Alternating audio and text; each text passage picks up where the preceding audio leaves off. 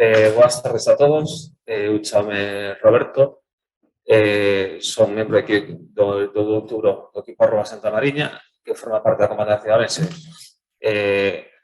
Dedicámonos á investigación de ciberestafas. Parte da nosa hora de servicio de creación é fomentar a cultura sobre ciberseguridade. Neste punto, a principal opción que nos acercamos aquí ao novo Cibergal precisamente para eso, para intentar chegar ao maior número de persoas posibles, xa que tanto na empresa privada como na parte pública vemos que o persoal traballador non ten unha cultura moi elevada de ciberseguridade. Entonces, a realidade é que o nivel de ciberestafas cada vez aumenta, nos estamos subindo moito a tasa de esclarecemento dese tipo de delitos, pero creemos firmemente que a prevención é a mellor maneira de loitar contra esa situación. Vale, entonces, eu preparei unha pequena presentación. O que pasa é que encontraba que fora aquí un ambiente máis cercano.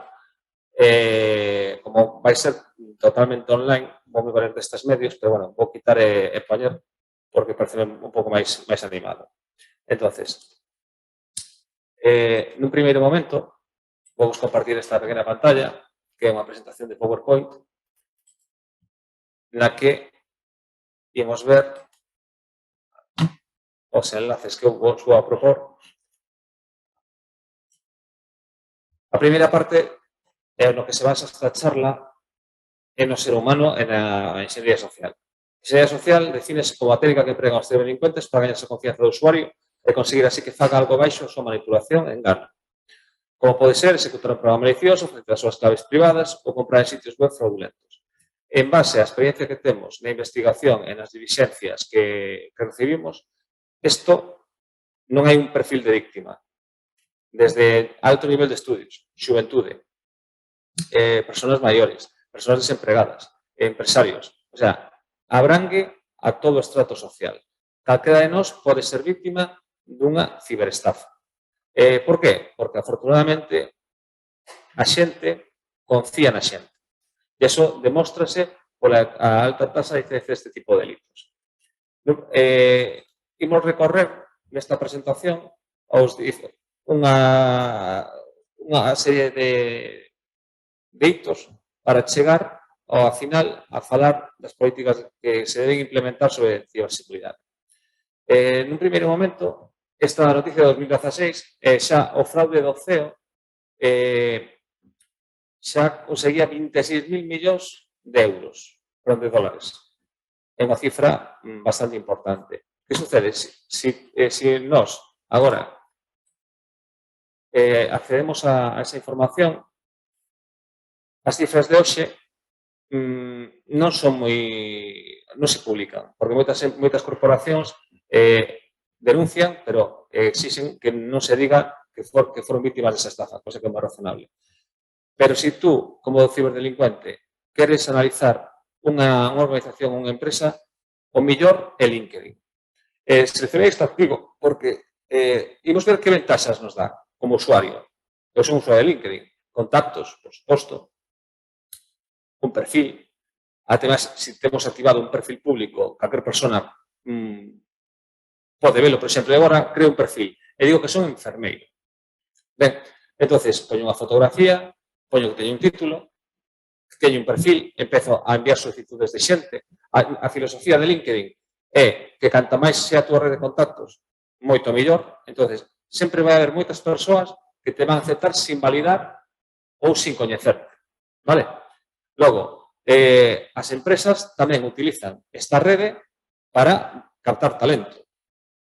E, sobre todo, tamén entre homólogos relacionarse a fin de establecer diferentes contactos. Temos que recordar que vimos unha pandemia, onde os contactos persoais, en persoa, restrinxínose moitísimo. Simplemente vas coller un teléfono cunha voz e unha imaxe digital que vas creer que pode existir ou non.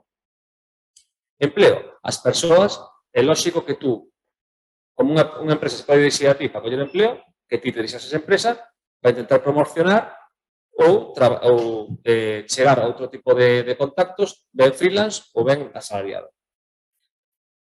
Se seguimos, Nesto, hasta LinkedIn diseña pequenos talleres, non? Donde ti vas a poder, con unha identidade falsa, empezar a conocer persoas.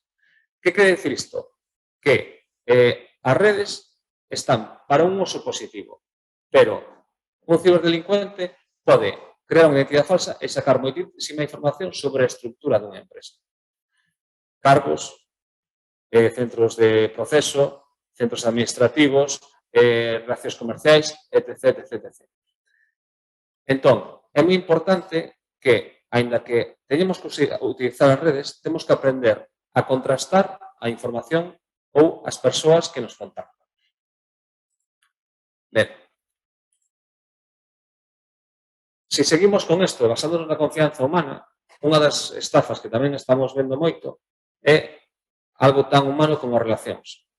Durante o confinamento aprendimos se xa non evidente, a relacionarnos a través de redes sociais. Hai persoas que, ainda que teñas un traballo, unha posición, con unha serie de filtros para que non te estafen, por exemplo, caes noutras cousas tan sinxelas como, por exemplo, o amor. Temos ese tipo de estafas. Están presentes. Guardia Civil, dueño de caballos.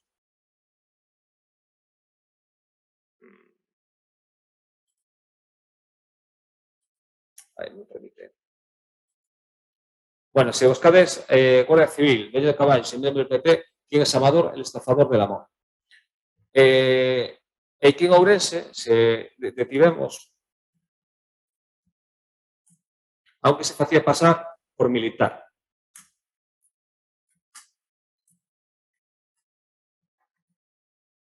Hai pouco tamén tivemos noticia dun que se facía pasar por Garda Civil. Os uniformes militares non sei por que dan confianza. Esta persoa foi detida aquí na localidade de Verín e dedicase principalmente a estafar a mulleres, primeiro conocidas por internet, viña en persoa. Pero hai moitos que simplemente nunca os vas ver en persoa. Se ti buscas en Google estafa, amor, Galicia,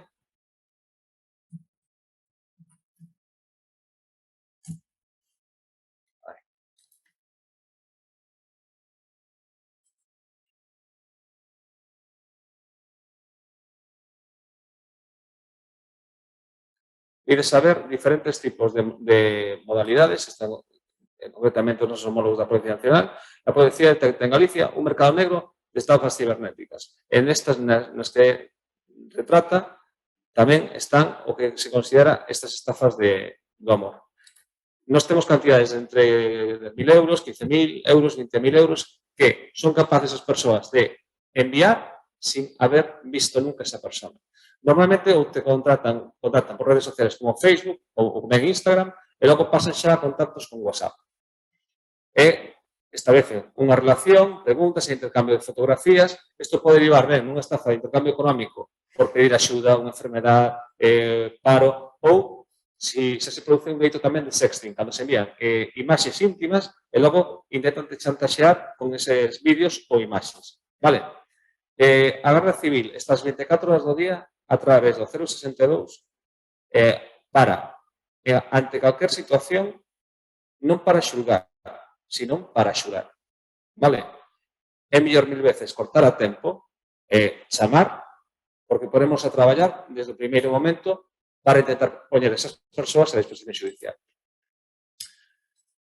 Seguido, imos falar de ferramentas que existen precisamente para extraer toda a información posible ben dunha persoa ou dunha organización de internet. Isto defínese como así. Existen cursos, existen medios, existen páxinas que che permiten buscar. Eu, concretamente, seleccionei un enlace do INCIBE. O INCIBE está en León, é o encargado da parte de formación de ciberseguridade, a parte da aplicación do Sistema de Seguridade co Centro Criptolóxico Nacional, pero ten moitísimo traballo docente xunto á web www.osi.es que pode ser utilizado para aprender. Entonces, este enlace interesoume polo seguinte, pola súa introducción. La proliferación del uso de Internet, cerca de 2.500 millones de usuarios a nivel mundial, y la facilidad de publicación de contenidos a través de diferentes medios, como redes sociales o blogs, ha favorecido que se almacene una desorbitada cantidad de información online. Algunas de las cifras más significativas son las siguientes. Google almacena información de 30 billones de páginas web. Facebook tiene 1.100 millones de usuarios. Twitter tiene más de 230.000 millones de usuarios. Baidu tiene alrededor de 175 millones de usuarios. Tumblr tiene cerca de 175 millones de usuarios. Flickr tiene 84 millones de usuarios, sin hablar de lo que es la Deep Web. OSINT, Open Source Intelligence, hace referencia a toda esa información, a todas las búsquedas que se pueden hacer y extraer información a la hora de conocer un objetivo. Si a esto añades Google Maps, localiza esa zona onde esa persoa vive. Podes describir como é a súa casa, como é a súa zona, e pode parecer que hasta resides cerca.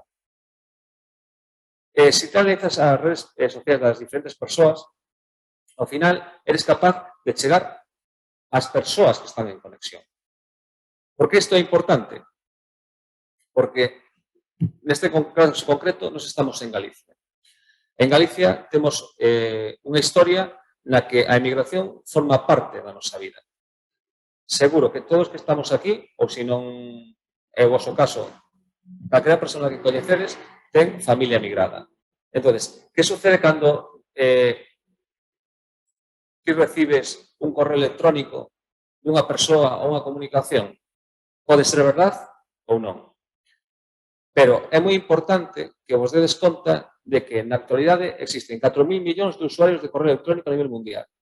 É dicir, máis da mitad da humanidade ten unha caixa de correo na internet e circula nada menos que 306.000 millóns de mensaxes ao día. Iso significa casi 13.000 millóns a hora e 200 millóns cada minuto. Non somos capaces de saber, a maioría das persoas sin uns coñecementos mínimos de ciberseguridade ou de informática, de mirar o correo electrónico. Se en verdade é o remitente o que o está remitindo ou non. É moi sinxelo, porque nos vemos un nombre, pero se desplegamos a dirección, verase se é o dominio ou non. Os ciberdelincuentes utilizan esta técnica principalmente para facer ataques de phishing.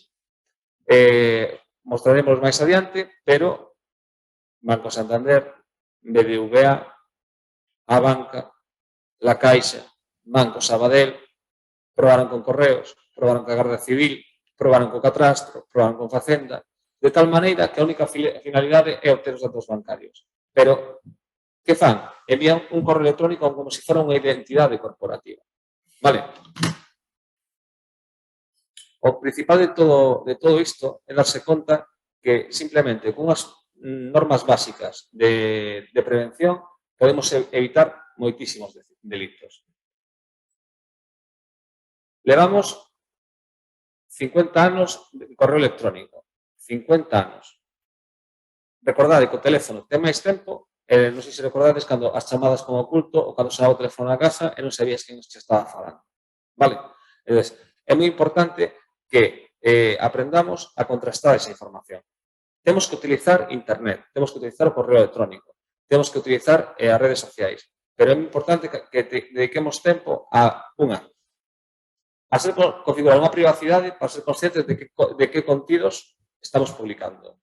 E logo, intentar identificar as persoas ou entidades coas que estamos a relacionarnos ou a traballar. Identidade corporativa online. Ainda que non vos dedes conta, a maioría das empresas necesitan, a través do como falamos ao principio, por exemplo, Liquide ou outras webs, crear a súa propia identidade. Porque, na realidade, é moi importante a hora de presentarse como firma, porque normalmente a xente se non ven as oficinas. Tú podes teletraballar e, mediante o teu portal web, é a túa imaxe corporativa. Vale? Entonces, a esa reputación online, ¿qué problemas puede haber? Suplantación en el envío de correos electrónicos en nombre de la empresa. Alguien que acceda a tu información, que sepa cuáles son los tus clientes, sin una vulneración de seguridad, a través Ah, no está avanzando. Está comunicando que no me está avanzando a las transparencias. Aquí. ¿Aparecen ahora o no?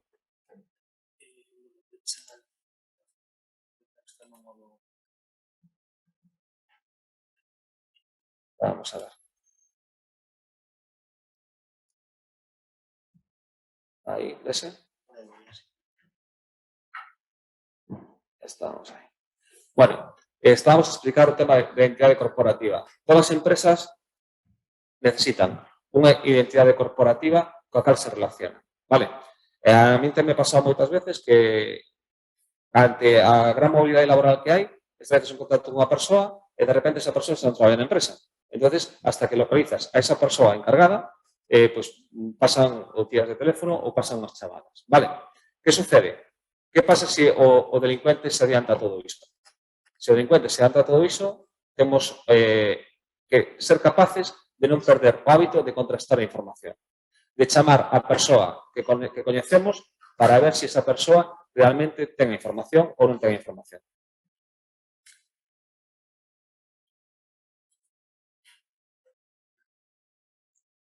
Ben, hai uns intres, faleivos da importancia que cal é a imaxe que se está proyectando ahora mismo, esta ou esta? Estabas en dúas pantallas, pues ahora sí que se está. Esta que se está vendo. Se está viendo esto, sí. Ahora puedes pasar. Solo estás con esta pantalla. Só estou con esta pantalla. Vale, como estoy aquí estou a avanzar. Bueno, isto non está, non? Esta está fixa. E esta estou. Vale, perfecto. Ahora sí se va a tener que usar. Vale. A ver, antes falamos da emigración. A emigración é moi utilizada concretamente nesta provincia para cometer a estafa que chamamos das maletas. Como fan? Ou ben, primeiro, estudian as túas redes sociais ou che entran por Messenger ou che entran por WhatsApp. Hago unha pregunta tan sincera, sempre así. A que non sabes quen son? Son a tua prima de Estados Unidos, de Argentina, eles ven, ou a tua amiga, eles ven que ten relación con xente deses países e automáticamente empezanche a interrogar. Aí empezan a falar, que van vir de viaxe, establecen un pequeno intervalo de confianza. En ese momento, din que che van a enviar unhas maletas a tua casa, se te faz cargo, e logo xenta os cómplices, onde se fan pasar por xente do aeroporto, empezan con problemas, que hai diñeiro aí, que vai quedar requisado, etc, etc. De tal maneira que uses pasarelas de pago para enviarles diñeiro. E funciona en todos os estratos sociais. E non é ningunha vergonza caer neste tipo de estafas. Pódenos pasar a calquera. É como se ti vas á rúa e che roban a carteira. Pódelle pasar a calquera. Un guardia civil, policía, funcionario, xuiz, empresario, repartidor, etc, etc, etc. Este sistema, moitas veces, tamén consiguen obter información por pequenas campañas previas de mailing. Vale? Entonces, non me tengo isto agora mesmo.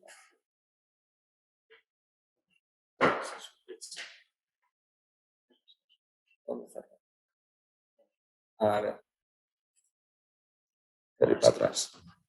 Vale. Ahora sí. Nesta fala das maletas xa... Bueno, non hai problema. Outras estafas que temos é a chamada de Microsoft, vale? Eso estando na oficina, chamaron a min, e temos un compañero que tamén o chamaron. Seguinlle esa historia, os primeiros non falan moi ben español, pero a medida que empezas a darche comandos para o ordenador, o español, pasas ante unha persoa que o español é perfecto. Estos son redes de persoas que o seu traballo todo o día estafar, vale? Están noutros países e funcionan como un call center. O medio que utilizan para mover o diñeiro son pasarelas de pago, existe, sorprenderíamos a cantidad de nivel de pasarelas que hai, simplemente con instalarlos no teléfono móvil, vale? Outro dos temas que podes recibir é o mensaxe típico de cuidado con este mensaje de Facebook, se trata de unha estafa de phishing en la que roban tu información. Este tipo de mensaxes estaréis moi acostumbrados a velos, porque ainda hoxe a mañá recibín este. Correos, Estimado cliente, su paquete está listo para la entrega. Confirme el pago de aduanas, 1,79 euros, en el siguiente enlace. ¿Qué sucede? Es algo básico. Tú non podes recibir un paquete se non o pediches. Eu non recordo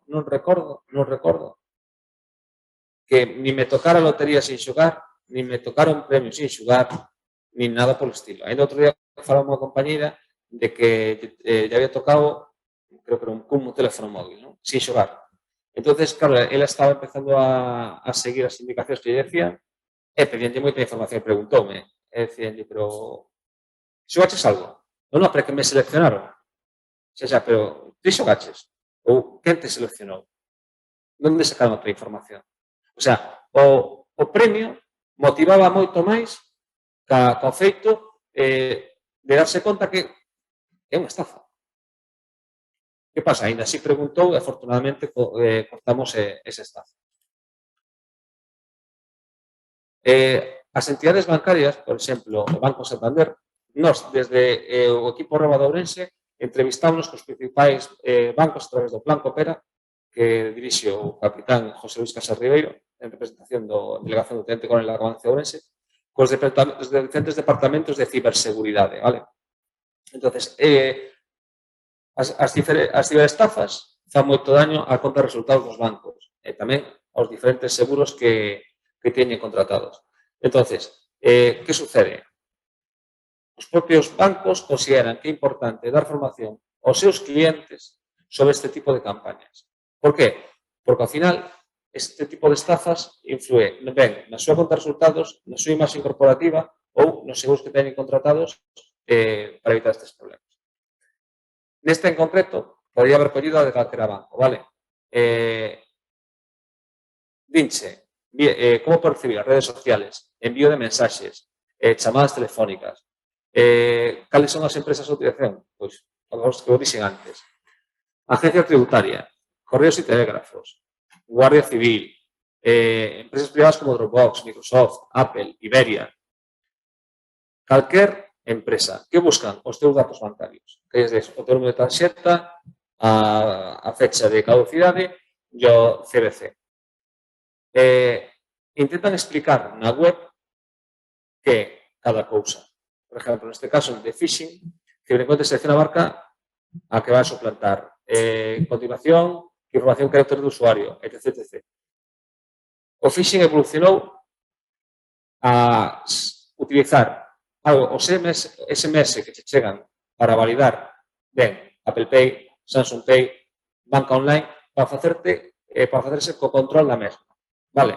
Entonces, eso denominámoslo smishing. É moi fácil que collan os teus datos e intenten facer un duplicado da tua tarxeta de teléfono. Durante ese momento, tú estás inoperativo e eles recibirían os códigos e faríanse cargo da tua conta, da tua banca online. Hai persoas que tamén, sobre todo, en as diferentes estafas de capital risco, que reciben a chamada dun call center e instalan diferentes aplicacións que che permiten o control de escritorio remoto, dan os datos da banca online e automáticamente fanse transferencias a diferentes entidades como Coinbase, por exemplo, para invertir en criptomonedas. Logo, esas criptos salen de aí e difumínanse, non perden o rastro porque o blockchain o que che permite é a trazabilidade, pero vanse a diferentes países. Estamos falando de investigacións moito máis potentes. De feito, nós o que estamos facendo é aglutinalas todas e subilas a UCO para que eles, a unidade central operativa, o grupo de delitos telemáticos, para que eles podan facer unha investigación máis internacional xunto con Europol. Recordad unha cousa, é moi importante, por favor, que sempre denuncieres, porque é a única maneira de loitar contra este tipo de estafas. As entidades como Correos, a Sede Tributaria, Guardia Civil, diferentes bancos que a pouco establecen comunicados advertindo destas estafas. Vale? O símil que podemos dar é aquí na provincia de Ourense en concreto é que as persoas que che chegaban e che facían a lectura do gas sin estar contratada. Vale? Establecendo un precio moito máis elevado que as tarifas de mercado.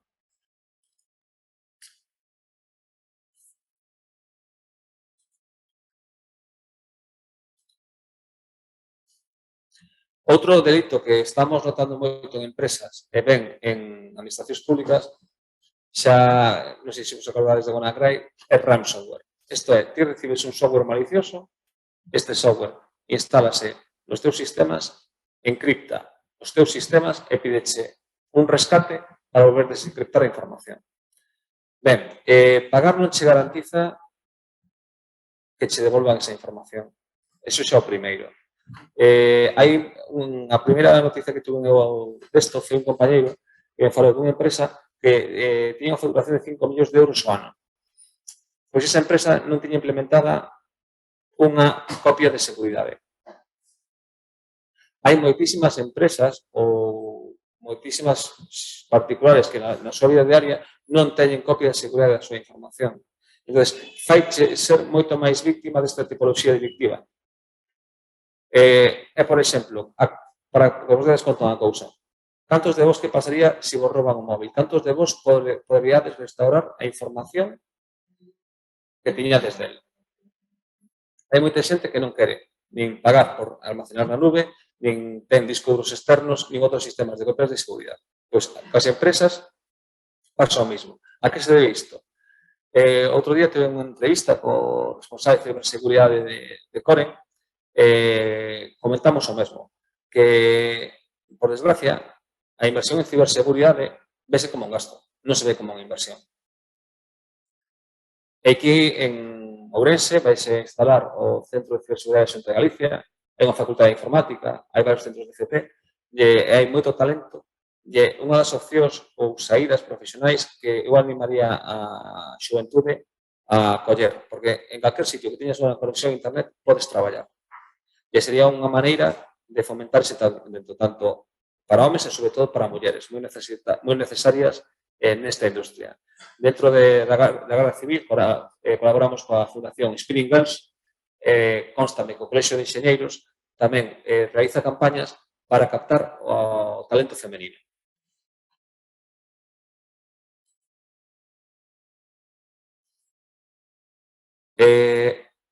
Se queredes estar actualizados sobre ransomware, en España, a página do Centro Criptolóxico Nacional establece diferentes informes, diferentes alarmas, toda a información que sobre vacunas, da que dispoñen non en tempo real, pero sí casi moi actualizado, vale? Entonces, é moi importante que se establezcan dentro dunha empresa políticas de ciberseguridade e que se teña un claro contacto a figura do perito. Se tú tes un accidente no coche, van a peritar para reclamar un seguro. Se tes calquer, por exemplo, unha vivienda ou que sea, calquer sinistro, van a peritar. A figura do perito informático vai moito máis alá. Vale? O contacto co personal cualificado, ben en ciberseguridade ou en informática, permíteche establecer uns protocolos para a túa empresa que garanticen a información. É moi importante. Creo que no ano pasado o Goberno de España creou a Oficina do Dato.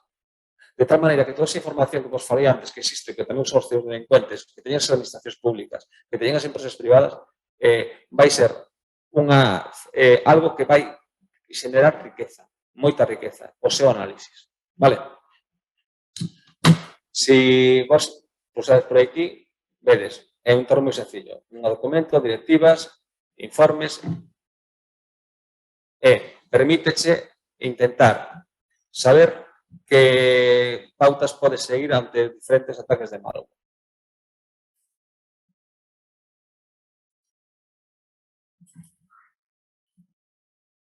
É imposible dar unha charla sobre ciberseguridade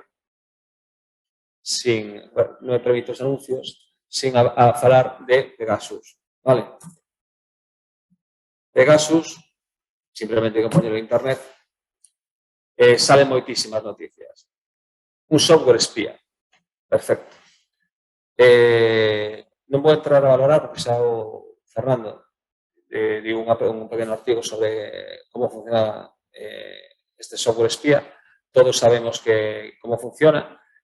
Pero digo vos eu, no que estamos nós, sobre todo en temas de violencia de xénero, que se instalan pequenas aplicacións ás mulleres para controlar onde están, con quen falan, etc. E este software está disponible na Dark Web ou en pequenos enlaces que podes buscar.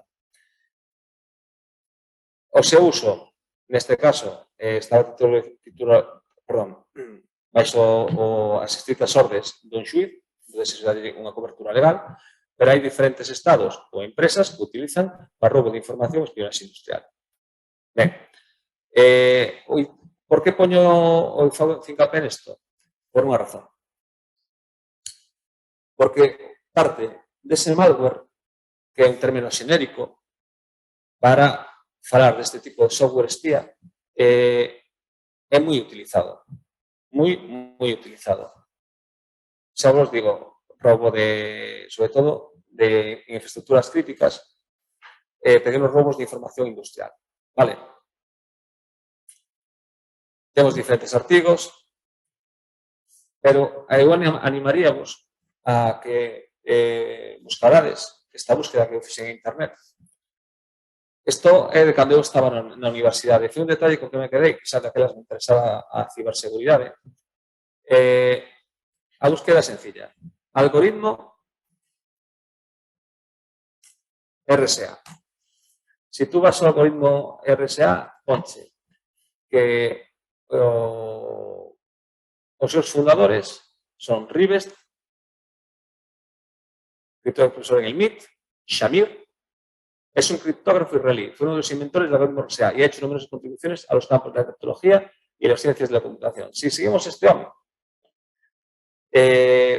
pues aquí non vemos demasiado, pero o que sí vemos é que ten o RSA, ten diferentes premios, pero parece que non vemos, ten colaboración con a Fundación BBVA,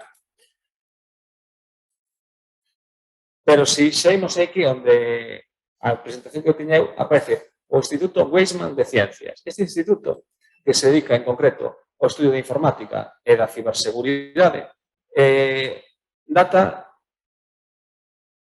do ano 34, pero a súa orientación neste tipo de temas creo que ven dos anos 80. Entonces, un país como Israel, que se basa no seu talento en ciberseguridade, invierte nesto desde o ano 80. Estamos no 2022. O virus martes 13 foi un dos primeiros que apareceu. Entón, en todos os lados do mundo, no momento, aparecía martes 13. Dice que os israelíes foron capaces de sabotear unha central nuclear iraní a través de contagiar un software moi específico diferentes ordenadores que traballaban con Windows. E logo, alguén meteu un pendrive nunha aceleradora de uranio, ou enriquecedora de uranio, e cascaron. Levan anos invertindo en ciberseguridade, ao igual que outros estados. É moi importante invertir en talento. Políticas de ciberseguridade. A ver como de tempo. É moi importante que saibades que agora entrou un novo esquema, o 3 de maio, e previamente había o que é a ISO 27001. Hai pouco tive coñecemento de que o ISMS Forum está realizando traballos para intentar adaptar diferentes normativas e crear diferentes políticas que podan achegarse a máximo de pymes que están neste país. De tal maneira que eles poden valorar que necesidades de ciberseguridade poden ter e como implementalas. Pero para iso é fundamental ter en conta que teñen que invertir tempo e que o personal teña unha cultura de ciberseguridade. Cousas como non enchufar diferentes pendrives, utilizar o móvil da empresa simplemente para a empresa, non para temas personais, ter en conta de pequenas guías de como usar a mensaxería instantánea, as cámaras. Hai pouco salía que os xefes do exército español, cando iban a unha reunión, para que non houbera problemas con Pegasus, deixaban os móviles antes da reunión fora. Eso xa aparece en películas da mafia. O sea, tens que ter conciencia de que en aquel momento o móvil, desde que ti vas a aceptar e estás en calquera aplicación, é doña desa ferramenta. perdón de expresión, a xente levo hasta o baño. Ben, preservación de evidencias digitais. Neste caso, xentes de autoridade, notarios, pero hai unha aplicación que se chama Testigo Online, que se chama eGarante, con cal a Garda Civil se leva traballando dende hai tempo, permite que preservar todas aquelas cousas que aparecen en internet como correos electrónicos, diferentes casos de uso, vale? Certificación de emails, contido web, entrega de documentos, que che garantizan ou danche dentro dun proceso judicial unha serie de garantías que de outra maneira non as tes. Por exemplo, a mí chega moita xente a denunciar e traeme un correo electrónico e traeme un impreso. A mí iso non para nada. Esa evidencia digital teño que recollela eu. Por exemplo, capturas de pantalla dunha conversa de WhatsApp. As conversas de WhatsApp non se extraen así. Vale. Normalmente deberías facer un volcado delas ou, se o xuez admite como prova, que a xente da autoridade extraiga e de fe do que hai aí. Ou que un notario faga o mesmo. Vale. Vantaxes que ten: sencillez, acceso, economía, eficacia. Úsalo como prova judicial. Pois ten certa garantía dentro dun proceso penal. Vale. Así mesmo, a mí tamén me gustaría moito que todas as persoas que están vendo esta charla difundiríades este material sácase do CIBE, que é unha guía de toma de evidencias. Así mesmo, ten diferentes guías como borrado seguro de información, políticas de xunto co Centro Cultural Nacional de como tratar a información e establecer protocolos de diferentes empresas. Pero, se ledes este documento ou un pequeno índice, xa se fala.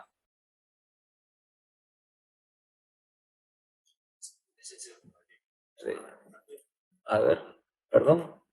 Ahora, compartir, vale. A ver. Aquí. Vedes, orden de volatilidade, accións que se evitar, consideracións de privacidade, consideracións legais. Orden de volatilidade, registro de contenido en la caché, tabla de enrutamiento, información temporal del sistema, disco, logs del sistema, configuración física y topología de red, documentos. Volvemos ao mismo. Dentro dunha empresa, dentro dunha organización, hai que ter un personal cualificado e uns protocolos establecidos para o resto de profesionais de tal maneira que se salvaguarde a información que se está a utilizar. Pequeño problema técnico aquí. Perdón, aí. Vale.